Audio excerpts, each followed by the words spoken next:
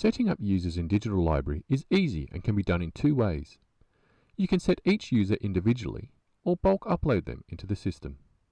To set up users individually, in the Accounts section, click on New Accounts. Enter the first and last names and email address. Click on the blue Create User button. You can amend a user's details, such as the name or email address, or to view their loans or subscriptions in the Accounts section, click on the user's name. You can amend their details by overtyping those already held. Click on Save Changes to save.